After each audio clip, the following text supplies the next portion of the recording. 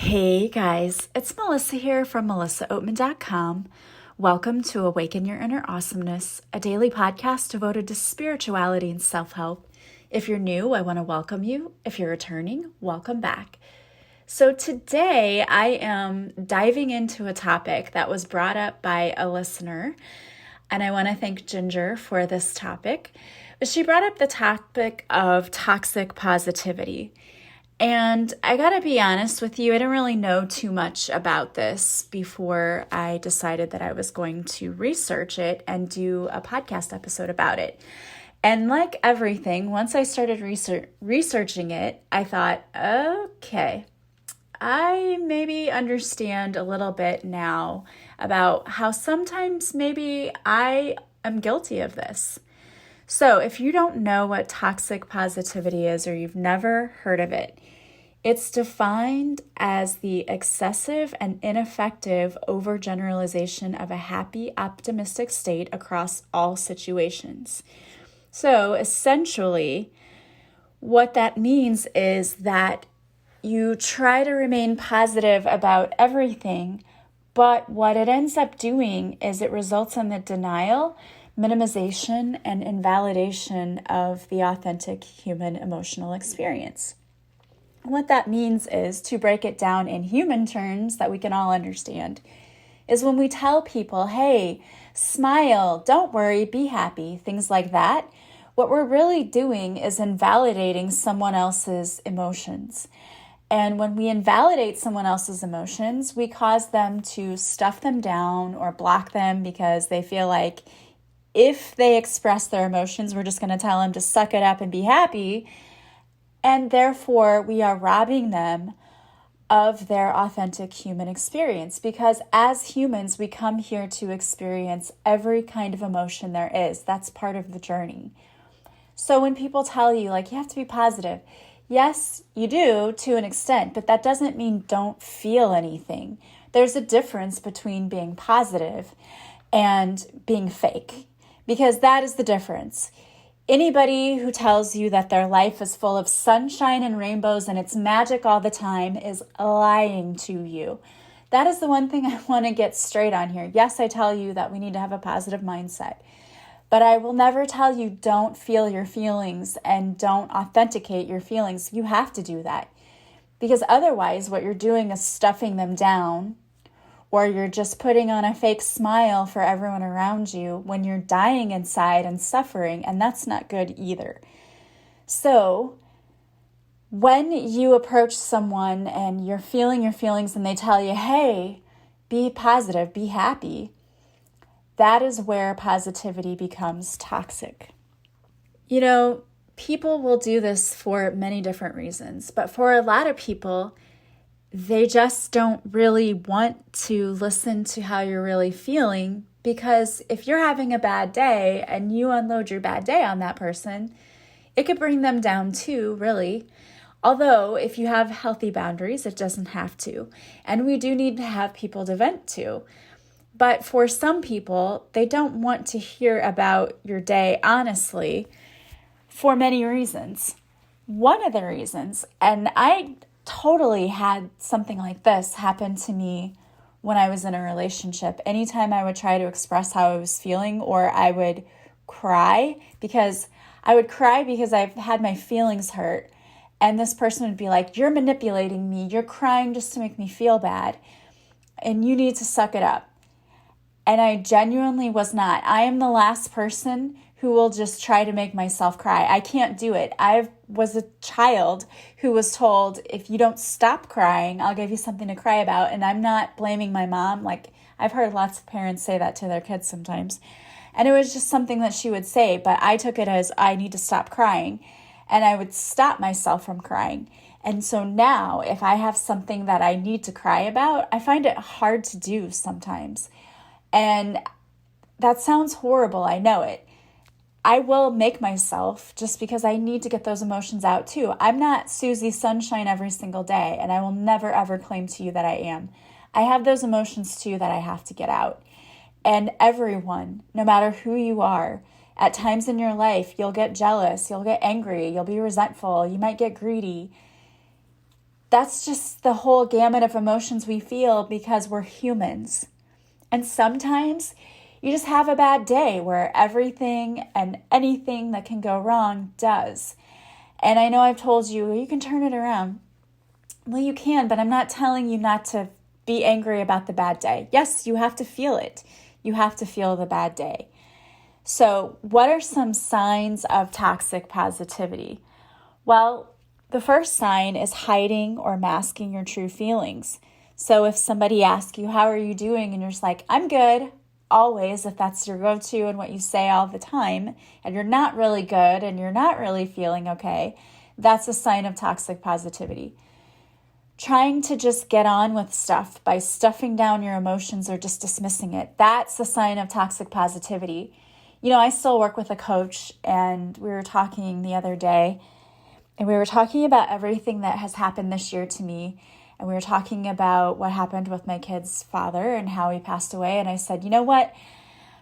It would just be so great if I could snap my fingers and not feel anything anymore and just get over it, because I'm so tired of feeling angry at him and feeling let down and feeling upset and all of these things that I'm feeling. And so I'm here as a human telling you I'm still feeling those things when it comes to what has happened to me and my children in the past year. I'm still feeling it. I'm still dealing with those emotions. I didn't take a happy magic pill and it went away. I'm working through those emotions. And I said to her, I wish I could just take a pill. I wish I could just snap my fingers and I feel better, because I don't want to feel this way anymore. And she said, yeah, that would be great if you could do that, but you can't. You've got to go through each of these emotions and you have to feel it. So if I were to just get on with my life and dismiss the emotions and stuff it down, that is toxic positivity. That's not helping me. Those feelings don't just disappear. They're still there. You're just stuffing them down and they're just going to come out one day. So you can't do that. The other thing is if you feel guilty for feeling what you feel, and that goes back to the story I told you about just a few minutes ago. When you have people who tell you, stop crying. You know what? The reason that my ex did that was because he knew that part of the reason my feelings were hurt was because of something that he said. It was his fault that I felt that way, and he didn't want me to make him feel guilty. So instead, he made me feel guilty for having the emotions that I had.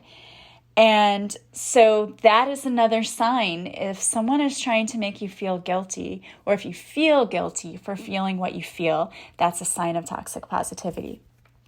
Also, minimizing other people's experiences with feel-good quotes or statements. And I may do this inadvertently sometimes. I know I've done it to my mom, and I, after reading this, feel terrible. But I've told her, you do have to feel what you're feeling. My advice with her is just don't stay in that place for too long. But there have been times that I've said to her, you have to get stronger. You need to get better. You need to think positively. And today, for example, my brother and I took her to lunch, and she's going through her final few rounds of chemo, and she is not able to eat. She's dropped down to 109 pounds. She weighs less than I do, and she is like 5'10". So that's not good. It's not good. And she's saying what happens to her now is when she tries to put food in her mouth, she can't swallow it. And I guess that is a side effect of the chemo. And she just got super frustrated today, and she just started crying because she said, food sounds good and I want to eat it and I'm hungry for it, and then I get it and I can't eat it. And we just let her cry and have a good cry, because at that point, my brother and I both looked at each other and we just knew, she's so emotionally exhausted and physically exhausted. And we got it. I think for the first time through this whole thing, not that I didn't sympathize with her and wasn't there for her, but for the first time in this whole thing, I realized I just have to let her cry it out and feel what she's going to feel. She's got to feel these emotions. So we let her take a while to really feel what she was feeling. And then, we were like, it's going to be okay. We'll get through this. And we tried to lift her up. But we didn't try doing that right away because we knew she was at that point. It's like she has to purge these emotions that she's feeling because she was super frustrated. So don't feel bad for having to feel what you feel. And if someone else around you is saying, man, I'm just having a bad day, maybe repeat back to them like, oh man, what I hear is that you're having a bad day. What's going on? And listen to them and genuinely listen to them without trying to give them some feel-good quotes. You can give them some positive reinforcements after they've finished talking about how they're feeling, because in that way, they're still able to express their own emotions. Also, when you try to give people perspective by saying things like, well, it could be worse, that's invalidating their emotional experience. So again, try repeating back to them what they're telling you. Like if your child, for example, says, man, I hate school. Maybe say, yeah, what I'm hearing is you're not really liking school. What's going on? Tell me about it. And invite them to open up and really tell you what's happening, because when you allow them to do that, then you're allowing them to shed their feelings, which is what they need to do. And you're also allowing them, you're letting them be validated. They're being heard, which is what most of us want. We want to feel like we're being heard. And when someone's telling you, oh, get over it, or, don't cry, or whatever they're saying, like, suck it up, like, chin up, that's actually invalidating your feelings, making you feel like you shouldn't have these feelings. And you absolutely should and are going to have these feelings, because that's all a part of the human experience and part of what we've come here to learn about. And I can tell you that I was a person who used to invalidate my kids all the time without realizing I was doing it. They would say things to me like, Mom, I'm feeling crappy today. And I would be like, well, just put on a positive, put on a smile, go take a walk, do something you love. I would do that thinking that I was helping them. But what I was actually doing was making them feel like I didn't care about how they were feeling, which was not true. I did care. I just thought I was trying to fix it for them. And the thing is, people don't always want us or need us to fix it. Sometimes they just need to feel heard and validated. So by trying to give someone else perspective, you're actually invalidating their emotional experience. Also, if you shame or chastise someone for expressing frustration, that's also a sign of toxic positivity. Nobody really wants to be around someone who gets upset and screams and whatever. But in the same way, you can kind of bring someone down out of that anger, but also repeat back to them, like, I know you're frustrated. Why? What's going on? Like, by digging into that and allowing them to use their words, as my teachers used to say, use your words. But we do. We want them to use their words to express how they're feeling, so that they can feel like, yeah, I'm being heard. I'm really frustrated. There may not be anything in the world you can do about it to make them feel better, and that's not necessarily your job. Your job is just to listen and to hear what it is they're saying to you. And then if you can help them, that's great. But I think so many of us listen to our children or to other people. We listen almost like therapists, like we've got these listening ears ready to just shoot back some advice and some response, and we're listening for the sake of responding instead of listening for the sake of actually listening, which isn't good. We need to learn how to actually just stop what we're doing and listen, and then see what comes from that. Also, when you brush things off that are bothering you, if you say things like, well, it is what it is, a lot of people say that. We say it and we don't really mean it, because if really we didn't care that much, well, life would be just like, whatever, if we didn't care about anything. So saying it is what it is not really very helpful either. When you try to force a positive outlook on someone else's pain, it's like encouraging them to keep silent about their struggles. Because most of us don't want to be seen as the Debbie Downer, right? We don't want to be the person who's always griping and complaining. But I tell you what, everybody does it at some point in their life or other. And we have to have people that we're able to talk to. And if you don't say how you're feeling, then you're being forced into silence. And so that almost turns into like a shame, like you're hiding how you feel, like you have to hide that you're not doing okay. And there's absolutely no shame in saying, I'm not doing okay. I mean, I think we think if we say that to somebody, they're going to freak out and be like, oh, well, what do you want me to do about it? You don't have to do anything. If someone comes up to you and says, I'm not doing okay, just listen to them and say, really, I'm hearing that you're not doing that well. What's going on? And there might not be a thing you can do to help them, but sometimes listening is the greatest thing ever because it allows them to get what's on their chest out in the open and to get those emotions out. That's the first way we start feeling better, is by processing the emotions. And shame, it's one of the most uncomfortable feelings that we can have. And it really is detrimental to our human spirit. It does not help us to feel ashamed of things. And I think that is one of the great things about being open and honest about how we feel, because when you're open and honest about how you feel, it encourages others to be open and honest about their feelings as well. You may say, I'm really not doing too well. I've been feeling a little bit depressed lately. I've had the blues. And your friend might be like, oh my gosh, really? You know what? I have been too. And maybe they wouldn't have been able to tell you that if you hadn't been the first one to open up. And I know that there's a lot of vulnerability when you're opening up about your feelings, but that's not a bad thing. We've somehow taken this on in this human world that being vulnerable is bad. It's not. Yes, there are people who unfortunately take advantage of others' vulnerability, but I think that for the most part, most people are not out looking to take advantage of that.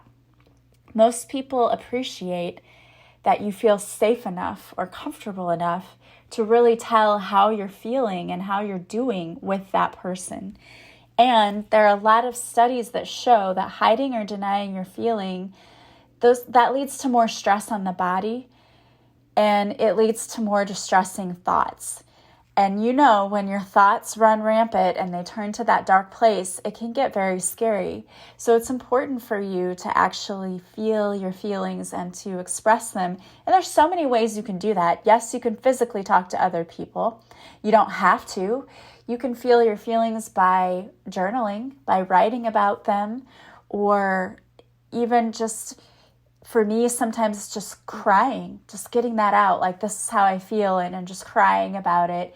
And if I'm by myself, even people might think this is strange, but I actually will talk out loud about my feelings when it's just me by myself. And I'm not ashamed to say that, but it helps me to process, to just say it out loud, like, how am I feeling and why am I feeling this way? And that's when a lot of times I will get to my aha moment, is like, oh my gosh, I understand why I'm feeling this way and I know what I can do now, but we really have to get through it and process it in order to get to that point. When you don't talk about how you're feeling, when you deny your truth, you start to live inauthentically, because we put on a brave face and we're kind of fake with everybody. Like, this is who I am and I'm just perfect and everything's great. And like I said, you will never, ever on this podcast hear me say something like, my life is all rainbows and sunshine. I'm never going to say that, because it's not. Bad things happen to me all the time. And I don't always react in a positive way to it. Even though I try to teach that we need to be positive, I have to have my moments sometimes. I do, and that's normal and natural. When you think about being around people that are just sugary sweet all the time, it sometimes really makes you feel repelled by them, because that's not real. That's a fake persona going on. And it doesn't mean that people who are fake all the time, or who are always like, oh, good vibes to everyone, it doesn't mean they're a bad person. But oftentimes they're just inauthentic, because they don't show you the bad sides of themselves either. It's only the positive. And I'm not afraid to tell you that I definitely have not had the perfect life, and I don't walk through on a pathway of gold. That's not me. And if you think that's me, I'm sorry if I've misled you in any way. It's not. I have my moments. I am a human being. I get in the car behind someone who's really slow in traffic and I want to scream at them. That's human. We have those frustrations and we have to really process it and get it out. So there are some things you can do. There's some examples of some toxic positivity statements and how you can adjust them. So one example is if someone says, don't think about it, stay positive. Instead, you could say, describe what you're feeling. I'm listening. Again, thereby validating what someone's feeling and actually letting them be heard. Also, if someone says, don't worry, be happy. Instead, you can say, I see you're really stressed. Is there anything I can do? Failure is not an option. Well, failure is a part of growth and success. When people say that to me, I remember, we had a mission statement. It was like, all children will learn no matter what. And I remember thinking, that's not really a realistic statement. I mean, it's positive, but fake positive like this, like toxic positivity. Some kids will struggle and we'll get them there, but that just seemed like I was never comfortable with that statement. But in the same way, failure is not an option. It reminds me of the same thing. Instead, it's okay to fail. Failure is part of growth. It's a part of success. It's a first attempt in learning. Everything will work out in the end. Instead of saying that, you can say, this is really hard and I'm thinking of you. Positive vibes only. Instead, you can say, I'm here for you, both good and bad. If I can do it, so can you. That's a bad statement because nobody is alike. We don't have the same journey. So everyone's stories, abilities, and limitations are different, and that's perfectly okay. And that's how you can validate someone. Yeah, your journey is different, but that's okay. Delete negativity. Instead, you can say suffering is a part of life and you're not alone. And it's true. Everyone has negative things that happen to them, and that's okay. And it's a part of the journey that we have to learn how to get through it. Look for the silver lining.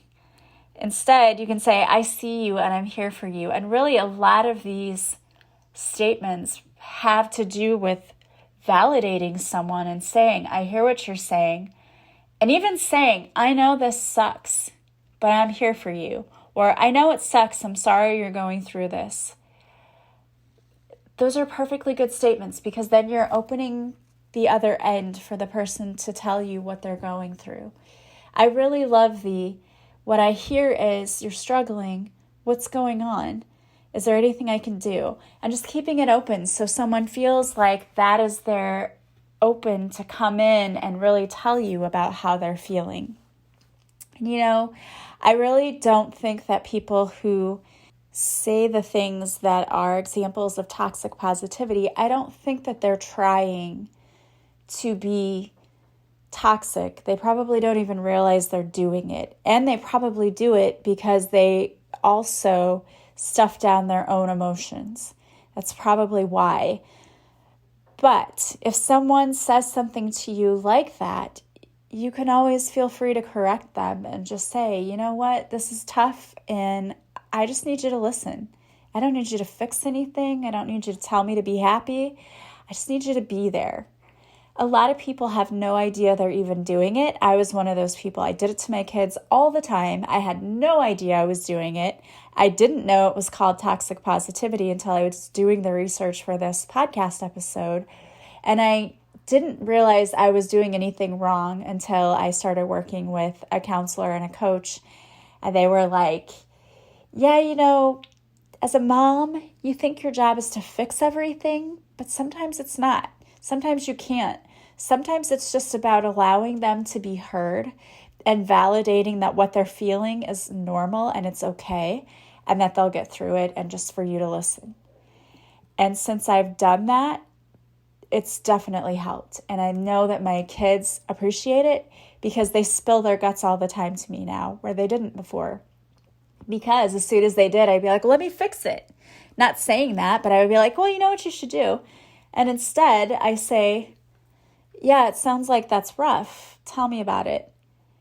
And they want to open up more. And I understand, because I would be the same way. If somebody was trying to fix everything for me, I would shut down and not want to talk to them. But if somebody was saying, hey, yeah, I hear that sounds like it's so rough, tell me more about it, I would spill my guts to them, because you'd feel safe and like you were validated and that they actually want to listen to what you have to say. So maybe stop asking people, are you okay? And instead, maybe finding other ways when you see them to make them feel like, hey, yeah, you can open up if you need to. And I don't know, that might be with you offering something about your day first, like, yeah, you know what, it was a rough day. How about you? How are things going with you? And it might invite someone to really open up to you.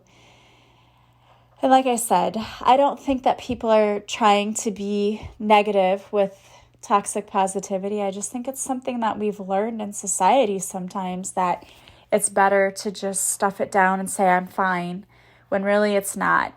We need to get those emotions out. We need to process them. And there is absolutely nothing wrong with that.